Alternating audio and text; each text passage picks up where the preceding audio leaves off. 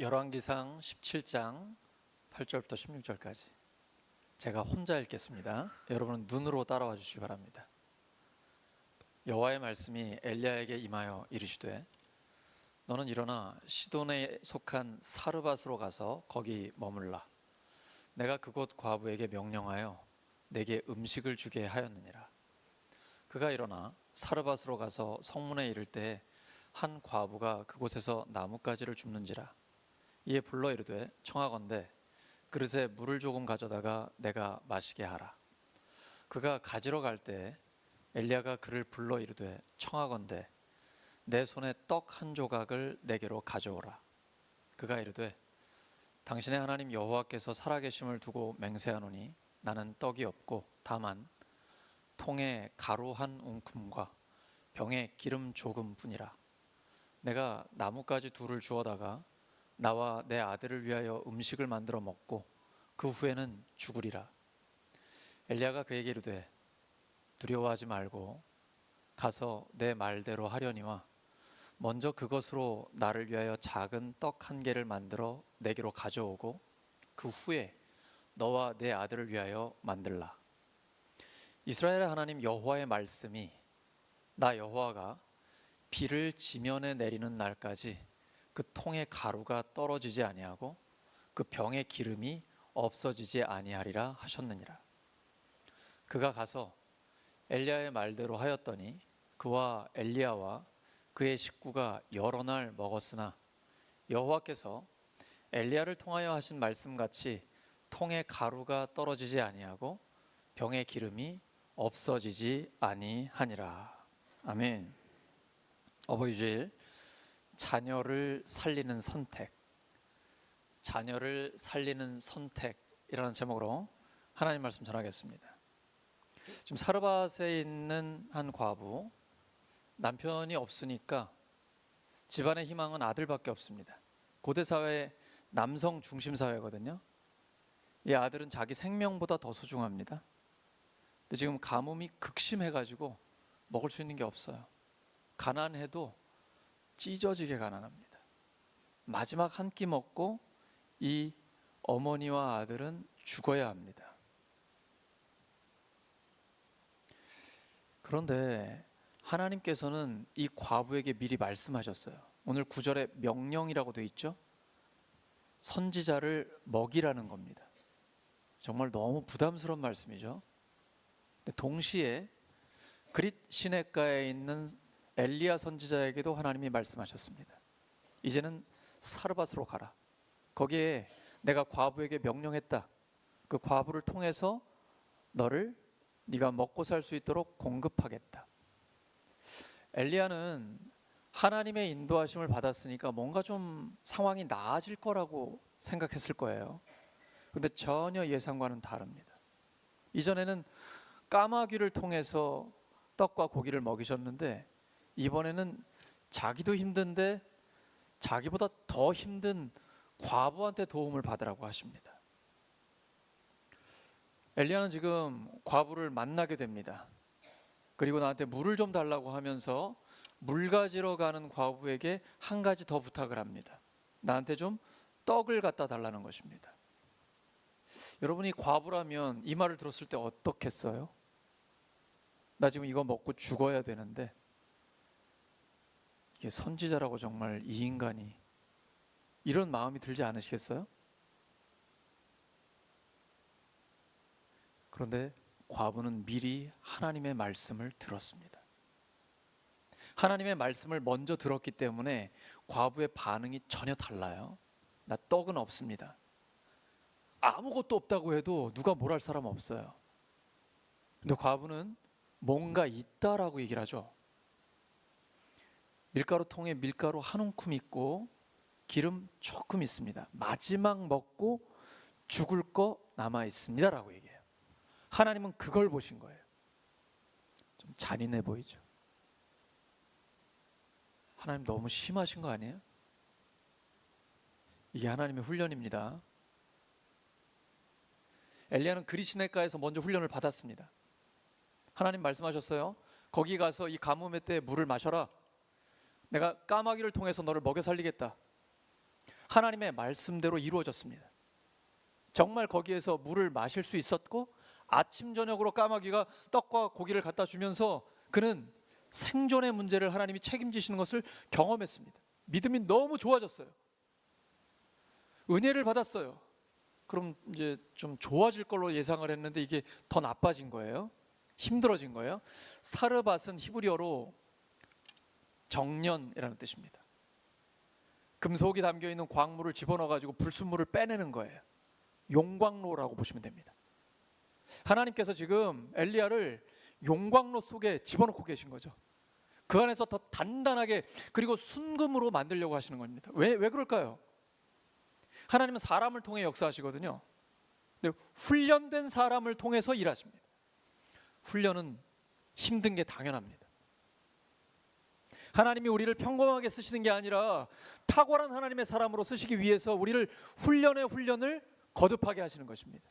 처음에는 그리시나가에서, 그 다음에는 사르밧에서, 그 다음에는 갈멜산으로 갑니다. 이제 더한 영적인 전쟁이 일어납니다. 우상 숭배자들 850대 1로 싸워야 되거든요. 그 전에 하나님께서는 하나님이 계속해서 너를 공급하고 있고 내가 너와 함께한다라는 것을 지금 말씀을 통해 이루어주고 계신 것입니다. 근데 이 말씀을 안다고 되는 게 아닙니다. 여러분 이 이야기 다 알고 계신 분들이 많으시죠? 머리로만 아는 것은 믿음이 아닙니다. 믿음은 순종입니다. 알고 있고 말로만 하는 것은 믿음이 아니에요. 오늘 말씀은 저에게 먼저 해당됩니다. 목사가 말만 잘하면 무슨 의미가 있습니까? 말씀대로 순종해야죠. 말씀대로 절대 순종해야 하나님의 역사가 일어납니다. 순종하는 사람만 하나님의 역사를 경험할 수 있습니다. 지금 엘리야가 하나님의 말씀을 듣고 그리시네가로 갔습니다. 거기서 하나님을 경험했습니다. 이번에는 사르밧으로 가라고 하시니까 역시 또 순종해서 갔습니다. 그때 하나님의 역사를 경험합니다. 네, 하나님은 엘리야에게도 말씀하셨고 사르밧 과부에게도 말씀하셨습니다. 쌍방에 함께 말씀하십니다. 하나님은 일방적이지 않습니다. 누군가 기도에 대한 응답을 받을 때에 하나님이 한쪽만 말씀하지 않으시고 양쪽에 다 말씀하십니다. 여러분 결혼하실 때도 그랬죠? 신랑에게도 말씀하시고 신부에게도 말씀하시잖아요. 마찬가지입니다.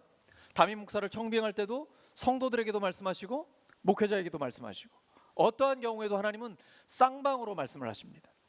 그렇기 때문에 지금 엘리야의 순종 그리고 사르밧 과부의 순종, 이 두 순종이 만나면서 하나님의 기적이 일어나게 된 것입니다. 과부의 순종은 단순하지 않습니다. 이거 먹으면 이제 죽을 수밖에 없습니다. 생명 같은 한 끼입니다. 목숨을 건 순종이에요. 그리고 내 목숨보다 더 소중한 내 아들을 먹여야 되는 그걸 가지고 먼저 선지자에게 준 것입니다. 하나님의 기적은 거저 일어나지 않습니다. 기적은 순종을 통해서 일어납니다. 하나님, 찢어지게 가난해요. 드릴 게 아무것도 없어요. 근데 그때 하나님 말씀하세요. 잘 살펴봐. 너한텐 아직 순종할 수 있는 미천이 남아있다. 왜냐하면 하나님은 그 순종을 통해서 역사하시기 때문이에요. 오병이어의 기적을 보세요. 10,000명, 20,000명 되는 사람들, 남자만 5,000명만 하나님이 배불리 먹이고도 12광주리가 남았어요. 무엇을 통해서요? 어린아이의 도시락 하나. 하나님의 역사는 작은 것으로도 놀라운 일이 일어납니다. 지금 이 사르밧 과부가 자녀를 살리는 선택을 했습니다. 절대 순종하는 것입니다. 하나님의 말씀에 절대 순종하면 하나님의 역사는 나타나게 되어 있습니다. 이러한 역사를 경험하면 영적으로 성장합니다. 영적으로 도약하려면 반드시 대가를 치러야 합니다. 거저되는 건 세상에 없습니다. 고된 훈련을 거치면 하나님께서 원하시는 순문 같은 사람이 됩니다. 이 훈련은 하나님께서 우리에게 허락하시는 복의 통로입니다. 하나님께서 고된 훈련, 험난한 훈련을 허락하실 때 기꺼이 받으시기 바랍니다. 그 훈련을 통과하면 하나님이 원하시는 사람이 돼요. 그리고 하나님의 역사를 더 크게 체험하게 됩니다. 그리고 훈련은 한 번으로 끝나지 않습니다. 계속됩니다. 공부하는 학생들, 공부하면 중간고사 치죠. 또 열심히 공부한 다음에 기말고사 치죠. 또 대학 가면 아주 혹독한 교수들이 있거든요. 강의 때마다 쪽지 시험 치는 사람이 있어요. 공부하고 시험 치고 공부하고 또 시험 치고 이러면서 실력이 향상되는 겁니다. 우리는 예수님의 제자예요. 이 땅에 사는 동안 시험, 고난을 피할 수 없습니다. 바다에 파도가 없는 바다가 있습니까? 파도는 계속 치는 겁니다. 중요한 건 우리의 믿음입니다. 믿음만이 승리를 가져온다고 오늘 우리가 찬양했습니다. 그 믿음은 예수님께서 반복해서 강조합니다. 가나안 여인이 자기 딸에게 귀신이 들려 있으니까 예수님께 도움을 요청합니다. 근데 예수님께서 나는 이스라엘 백성들을 먼저 도와야 된다고 말씀하세요. 그때 가나안 여인이 개도 주인의 상에서 떨어진 부스러기를 먹습니다 라고 겸손하게 하나님 앞에, 예수님 앞에 간청합니다. 그때 예수님께서 여인아 너의 믿음이 크도다, 너의 믿음에 하나님께서 응답하셨다라고 말씀하십니다. 그리고 그 딸에게서 귀신이 떠나가게 됐습니다. 중요한 것은 믿음입니다. 예수님께서는 너의 믿음이 너를 구원했다라고 계속해서 말씀하십니다. 중요한 겁니다. 반복하시는 이유는 그게 핵심이기 때문이에요. 하나님은 어제나 오늘이나 영원토록 동일하십니다. 그 동일하신 하나님은 오늘도 우리에게 역사하십니다. 오늘 믿음의 선배들을 감사하고 또 축복하며 기도했습니다. 과거에 하나님께서 역사하신 것을 분명하게 경험했습니다. 근데 하나님을 경험한 과거는 우리의 추억의 앨범에 가둬놓으면 안 됩니다. 오늘과 연결이 돼야 합니다. 어제의 부흥, 어제의 하나님의 역사는 오늘도 계속돼야 됩니다. 왜냐하면 하나님은 어제나 오늘이나 영원토록 동일하시기 때문입니다. 왜 하나님이 우리를 훈련시키실까요? 우리를 훈련시키셔서 하나님께서 우리를 사용하시기를 원하시기 때문입니다. 하나님이 우리를 통해 하실 일이 있기 때문이에요. 엘리야는 이제 이후에 엄청난 영적인 전쟁을 맞이해야 되기 때문에 그 전에 하나님께서 지금 강한 훈련을 시키는 것입니다. 용광로 속에 들어가서 고된 훈련을 시키면서 불순물을 다 제하는 것입니다. 오직 하나님만 바라보게 하는 것입니다. 여러분 혹시 힘드십니까? 힘들 때는 원망불평이 나오기 쉽습니다. 엘리야도 그러기 쉽지 않아요? 난 좀 더 좋아질 줄 알았는데 상황이 더 나빠졌어요. 원망하고 불평하면 문제는 해결되지 않습니다. 오히려 그때는 하나님께 여쭤봐야 돼요. 하나님, 이 어려움 속에 하나님이 저에게 원하시는 게 뭔가요? 하나님 말씀하십니다. 그 말씀하실 때까지 기다리셔야 돼요. 하나님은 살아계시기 때문에 우리가 하나님께 여쭤보면 반드시 말씀하십니다. 그 시험은 하나님이 원하시는 목적이 이루어져야 끝납니다. 시험을 당했을 때 잔머리를 굴리거나 세상적인 방법이나 악한 머리를 쓰게 되면 당장은 되는 것 같은데 반드시 대가를 치르게 됩니다. 그리고 또 다시 시험을 당하게 됩니다. 왜냐하면 하나님의 의도대로 문제를 풀지 않았기 때문에. 반드시 정공법을 쓰셔야 합니다. 어려우면 어려울수록 정당한 방법을 쓰셔야 돼요. 신앙에서 정공법이 뭡니까? 오직 기도와 말씀입니다. 하나님께 기도하고 말씀하시면 말씀대로 절대 순종하면 됩니다. 근데 왜 내 삶에는 어려움이 계속될까요? 예수님의 삶에도 어려움은 계속됐습니다. 처음 공적인 사역을 시작하실 때 성령에게 이끌려서 마귀에게 시험을 받으셨습니다. 그때 기록된 말씀으로 마귀를 물리치셨어요. 근데 마귀는 영원히 떠나간 게 아니라 잠깐 떠나갑니다. 그리고 예수님의 삶에 계속해서 사람들을 통해서 예수님을 괴롭힙니다. 예수님이 말 한마디만 하면 꼬투리를 잡으려고 합니다. 그리고 어떻게든 예수님을 죽이려고 합니다. 예수님께는 수많은 추종자들과 제자들 따라다녔지만 동시에 예수님을 핍박하는 자들도 있었습니다. 그 배후에는 영적인 전쟁이 있기 때문이에요. 마귀가 있기 때문입니다. 예수님의 제자인 우리도 어려움을 당하는 것이 당연합니다. 하지만 어려움만 있는 게 아니라 하나님의 은혜도 우리와 함께합니다. 하나님은 필요할 때마다 하나님의 은혜를 주셔서 우리를 순전한 사람으로 만들어 주십니다. 순전하다는 게 뭡니까? 순수하고 완전한 것입니다. 아브라함에게 하나님이 말씀하셨습니다. 나는 전능한 하나님이라 너는 내 앞에서 행해 완전하라. 예수님이 산상수훈에서 말씀하십니다. 하늘에 계신 너희 아버지께서 온전하심과 같이 너는 온전하라. 온전하다는 것은 be perfect입니다. 완전하라는 거예요. 우리는 완벽할 수는 없습니다. 그러나 완전하신 하나님을 닮아가기 위해서 몸부림치는 것이죠. 완벽주의는 안 됩니다. 완벽주의의 잣대를 가지고 다른 사람을 정죄하거나 비난하면 사람 잡습니다. 자녀들을 대할 때 그렇게 하시면 안 됩니다. 성도들을 대할 때도 마찬가지입니다. 완벽한 건 나한테 적용하셔야 됩니다. 내가 예수님을 닮아 정말 흠잡을 데 없는 완벽한 하나님의 사람이 되고 싶습니다. 다 망해갈 때 노아는 당대의 의인이라고 하나님 앞에 인정받았습니다.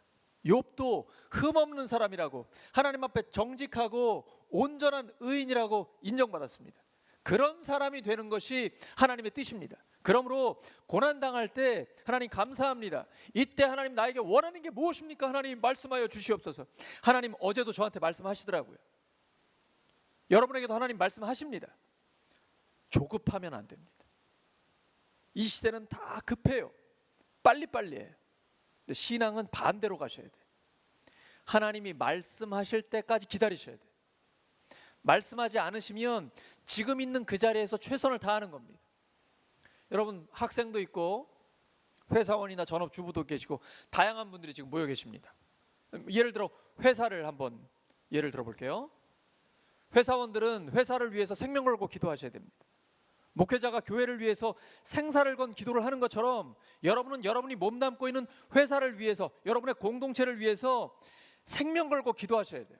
왜냐하면 회사가 나를 먹여 살리는 게 아니에요. 나를 통해 하나님이 그 회사를 살리시는 겁니다. 그걸 사장이 알아야 돼요. 이게 영권입니다. 영권은 교회에서만 통하는 게 아니에요. 교회 밖에서도 통하는 거예요. 영권은 모든 곳에서 통하는 것이 영권이에요. 왜냐하면 하나님은 모든 것의 주인이 되시기 때문입니다. 모든 것이 하나님의 통제 아래에 있습니다. 그러므로 기도하십시오. 제가 이제 우리 성도님들 보면 직장에 출근했을 때 기도부터 하시는 분들이 계시거든요. 좋은 겁니다. 하나님이 그 기도를 들으시고 그 회사를 살리시는 거예요. 오직 기도와 말씀에 집중하면 말씀대로 절대 순종할 때 문제가 풀립니다. 이렇게 하나님의 말씀대로 순종하면서 하나님을 경험하면 영적인 배짱이 생깁니다. 육안에는 안 보여요. 근데 든든한 게 있어요. 지금 엘리야가 과부에게 남아있는 마지막 한 끼를 먼저 나한테 가져오라고 합니다. 어디서 이런 당당함이 나오는 겁니까? 도대체 이 자신감은 어디에 근거한 거예요? 지금 엘리야가 가난한 과부의 마지막 한 끼를 뺏는 겁니까? 혹시 국어라는 거예요? 거지예요? 아니에요. 그 순종을 통해 그 과부의 가정을 살리고자 하는 하나님의 복을 주려고 하는 거예요. 확신이 있기 때문에 지금 당당한 거예요. 하나님께서는 이 사르밧 과부가 순종하면 그 과부를 살리실 거거든요. 이전에는 지금 밀가루통을 팍팍 긁었어요. 가난해도 이렇게 가난할 수가 없어요. 그런데 과부가 절대 순종하니까 그 다음부터는 마르지 않아요. 마르지 않는 복이 거저오는 게 아니에요. 말씀에 절대 순종하셔야 돼요. 저는 많은 성도님들을 알고 있거든요. 하나님이 말씀하시면 절대 순종하셔야 됩니다. 말씀에 절대 순종하면 그 다음에 복을 주세요. 이건 하나님의 절대 진리예요. 성경의 일관된 법칙이에요. 먼저 그의 나라와 그의 의를 구하라. 그리하면 이 모든 것을 너에게 더하시리라. 우리의 관심은 이 모든 것에 있거든요. 그러려면 먼저 그의 나라와 그의 의를 구해야 돼요. 하나님이 말씀하실 때 절대 순종해야 돼요. 하나님은 우리한테 없는 것 찾지 않으십니다. 부담 갖지 마세요. 반드시 있어요. 있는 걸 찾으세요. 근데 하나님은 그냥 거저주지 않으세요. 왜냐하면 그릇이 준비돼야 복을 담을 수 있거든요. 하나님은 복을 담는 그릇을 아주 까다롭게 선택하십니다. 하나님의 복은 무제한입니다. 하지만 아무에게나 복 주지 않으십니다. 복을 낭비하지 않으세요. 복을 담을 그릇이 준비되어 있어야 돼요. 폭포수같이 장대비가 쏟아져도 담을 수 있는 그릇이 있어야 그 물을 담잖아요. 하나님은 훈련을 통해서 끊임없이 우리에게 순종을 가르치십니다. 고난 속에서 순종을 배우게 하세요. 순종하면 이제 그릇이 준비됩니다. 깨끗한 그릇, 큰 그릇, 깊은 그릇이 돼요. 환경을 두려워하지 않아요. 환경에 눌리지 않아요. 아무리 큰 파도가 쳐도 믿음의 거함은 그냥 나가는 거예요. 그리고 그곳에 하나님의 은혜와 복이 충만하게 채워지는 것입니다. 하나님은 어떠한 절망 중에도 찾아오십니다. 지금 엘리야도 사르밧 과부도 절망적인 상황 속에 있어요. 근데 그때 하나님의 음성이 들립니다. 하나님 말씀이 들리면 끝난 거예요. 말씀대로 이제 순종하기만 하면 그 말씀은 내 삶에 이루어집니다. 출애굽기 2장에서 이스라엘의 남자아이들은 태어나면 나일강에 다 던져졌습니다. 다 죽었어요. 근데 모세가 태어났습니다. 모세의 아빠 엄마는 이 아이를 살리고 싶었어요. 그래서 그 아이를 갈대 상자에 담아서 역청을 발라 강에 띄웁니다. 하나님께 맡긴 거죠. 하나님은 그 부모의 믿음의 결단과 순종을 보시고 그 모세를 살리십니다. 그리고 위대한 지도자로 키우셔서 이스라엘 백성 전체를 구출해내십니다. 우리의 결단이 공동체를 살립니다. 혹시 지금 자녀의 삶이 어둡게 느껴지십니까? 내 삶에 희망이 안 보입니까? 그 절망 속에 하나님의 은혜는 반드시 찾아옵니다. 말씀을 들으면 그 말씀에 순종할 때 하나님의 은혜가 폭포수같이 쏟아집니다. 왜냐하면 하나님은 말씀대로 이루시기 때문입니다. 순종은 쉽지 않습니다. 나에게 믿음이 있는가는 내가 지금 순종하는가를 보면 압니다. 내가 지금 순종하고 있지 않다면 머리로만 알고 있는 추상적인 신앙입니다. 이론적으로만 알고 있는 것입니다. 허공에 구름 잡는 얘기입니다. 근데 순종하면 그때부터 하나님의 역사가 나타나기 시작합니다. 이제는 바닥을 긁는 신앙이 아니라 흘러 넘치는 신앙이 됩니다. 가난을 청산하게 해주십니다. 사르밧 과부가 그걸 경험했잖아요. 이 빈 통을 채우는 방법은 말씀에 순종하는 겁니다. 내 빈 통만 바라보고 있으면 안 채워집니다. 내가 굶어 죽는 한이 있어도 다른 사람의 필요를 보셔야 됩니다. 지금 과부가 당장 굶어 죽게 생겼는데 엘리야의 필요를 보고 그거를 먼저 채우려고 하잖아요. 이 순종을 보시고 하나님의 역사가 나타납니다. 예수님은 누가복음 9장 24절에 이렇게 말씀하십니다. 누구든지 제 목숨을 구원하고자 하면 잃을 것이요 누구든지 나를 위하여 제 목숨을 잃으면 구원하리라. 이게 예수님의 십자가 정신입니다. 절대 진리예요. 기독교는 십자가와 부활의 복음입니다. 십자가가 있어야 부활이 있는 겁니다. 내가 죽어야 부활의 역사가 나타납니다. 내 것을 내려놓고 포기해야 하나님의 부활의 역사가 나타납니다. 부활은 하나님의 영역입니다. 우리가 할 수 있는 게 아니에요. 근데 우리가 해야 할 일이 있습니다. 십자가예요. 내 것을 내려놔야 돼요. 내 것을 포기하고 내가 죽어야 됩니다. 그러면 그때부터 하나님의 부활의 역사가 나타납니다. 힘들 때는 십자가를 바라보세요. 믿음의 주요 온전케 하시는 이인 예수님을 바라보세요. 예수님이 겟세마네 동산에서 땀방울이 피가 될 때까지 기도하셨고 그 기도는 십자가에 죽기까지 순종하는 것으로 연결됐습니다. 순종하셨기 때문에 부활하신 거예요. 우리에게도 그 말씀을 지금 주셨습니다. 하나님의 역사는 내가 희생하고 내가 순종할 때 나타납니다. 에스더처럼 죽으면 죽으리이다 믿음으로 고백하고 결단하고 순종하고 나아가면 하나님의 능력이 나타납니다. 순종하는 자에게만 하늘의 역사가 일어납니다. 하나님은 순종을 통해 은혜를 부으십니다. 지금 과부가 한 번 순종했습니다. 한 끼 먹고 끝났나요? 아니요. 비가 올 때까지 마르지 않고 흘러 넘쳤습니다. 지속적인 은혜를 받게 됩니다. 하나님은 그 복을 주시기 위해서 지금 순종하라고 하신 거예요. 각자의 상황이 달라요. 하나님이 말씀에 절대 순종한다. 이 부분에 여러분이 주목하시기 바랍니다. 저도 저 나름대로 말씀에 절대 순종합니다. 여러분도 여러분의 삶의 상황에서 말씀에 절대 순종하시면 제가 경험한 하나님을 여러분도 경험하실 겁니다. 저는 하나님의 부흥을 경험했고 오늘도 내일도 하나님은 동일하시기 때문에 우리의 삶 가운데 분명히 하나님의 역사를 이루어 주실 것입니다. 하나님의 인도하심을 따르고 있습니다. 그럼 좀 멋지게 하나님의 역사해 주시면 좋은데, 하나님의 인도하심을 순종하고 있는데 왜 외로움과 고통이 끝이 보이지 않을까요? 고난 한가운데 있으면 끝나지 않을 것 같아요. 근데 고난은 터널입니다. 고난은 수렁이 아니에요. 예수님과 함께 걷는 그 고난의 길은 터널이에요. 터널은 끝이 있어요. 그리고 터널은 지름길이에요. 하나님이 우리에게 고난을 허락하신 거예요. 이유가 있습니다. 야고보서 1장 2절에서 4절이에요. 여러분이 읽으십니다. 시작.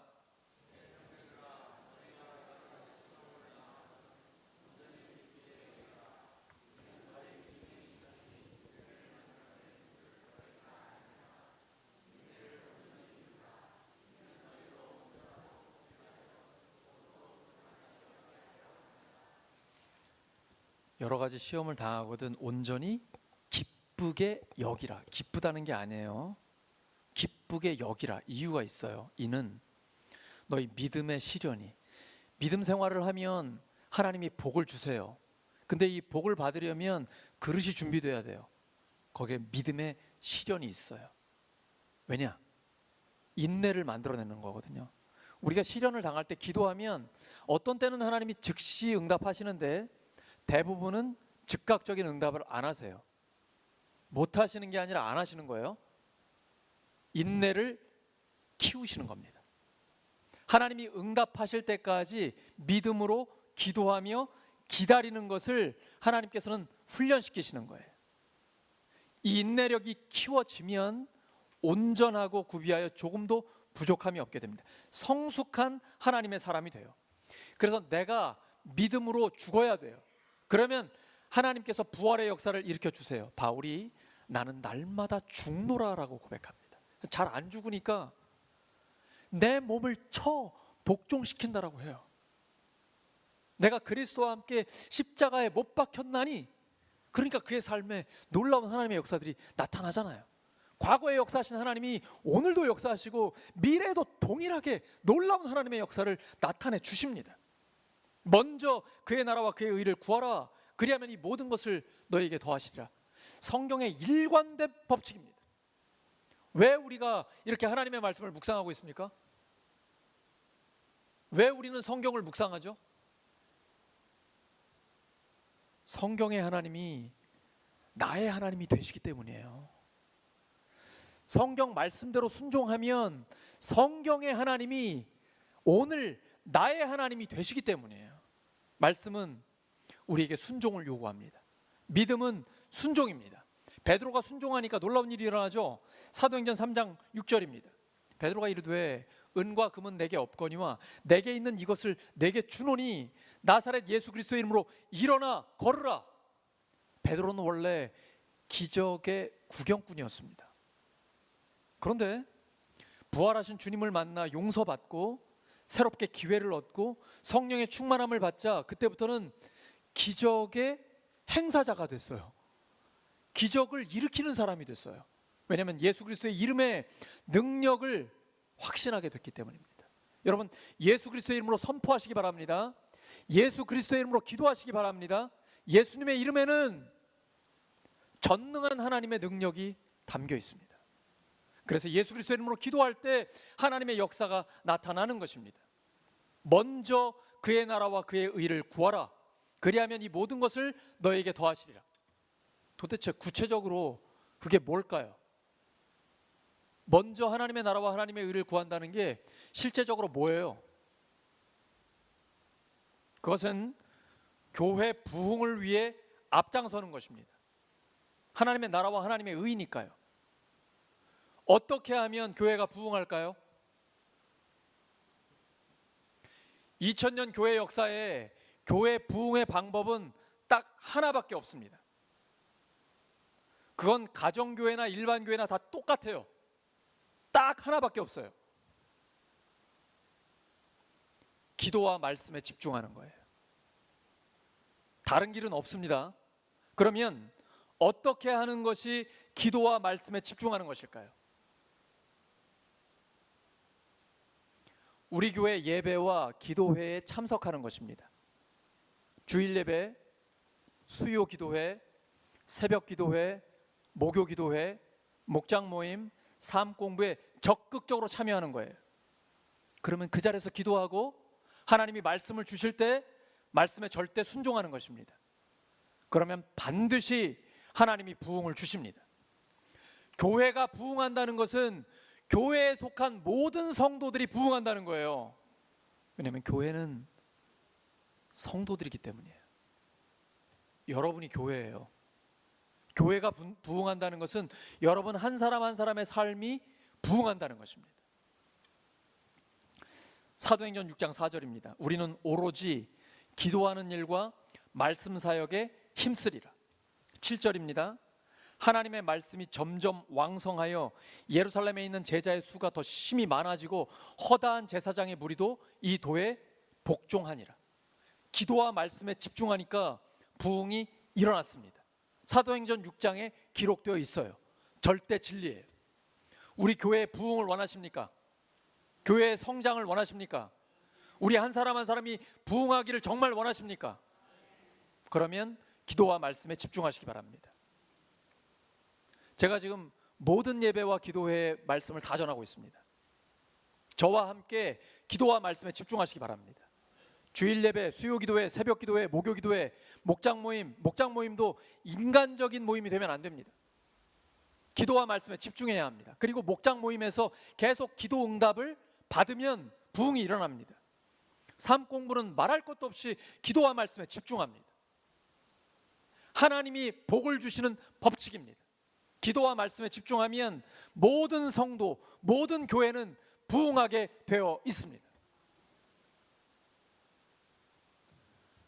사랑하는 우리 울산교회 성도 여러분, 자녀와 공동체를 살리는 가장 위대한 선택은 말씀에 절대 순종하는 것입니다. 오늘 본문의 어머니는 죽음 앞에서 하나님의 말씀에 순종했습니다. 자신만 아니라 가족 전체를 살렸습니다. 엘리야도 살렸습니다. 믿음의 역사를 이루는 도구가 되었습니다. 우리 모두 믿음의 결단을 통해 우리 자녀, 우리 다음 세대에게 믿음을 물려줄 수 있습니다. 하나님은 지금도 순종하는 개인, 또한 부모를 통해 자녀를 살리시고 가정과 교회와 공동체와 나라를, 선교 현장을 살리십니다. 하나님의 말씀에 절대 순종하여 하나님의 역사를 경험하는 우리 모두가 되기를 예수 그리스도의 이름으로 축원합니다. 말씀 기억하면서 하나님 앞에 간절히 기도하겠습니다. 하나님 아버지 감사합니다. 오늘 주신 말씀 따라 저희들 절대 순종하겠습니다. 믿음으로 순종하겠습니다. 하나님의 역사를 우리의 삶에 이루어 주시옵소서. 하나님께서 성도들 한 사람 한 사람의 개인의 삶의 부흥을 일으켜 주시고 교회의 부흥을 일으켜 주시옵소서. 하나님의 역사를 경험하는 우리의 삶이 되게 하여 주시옵소서. 끊임없이 말씀하여 주시고 하나님의 말씀에 대한 확신을 가지고 믿음으로 순종할 때 하나님의 역사를 체험하게 하여 주시옵소서. 주님 감사합니다. 하나님 홀로 영광 받아 주시옵소서. 우리의 삶 가운데 함께 하시는 주님을 찬양합니다. 감사드리며 예수님의 이름으로 기도드립니다.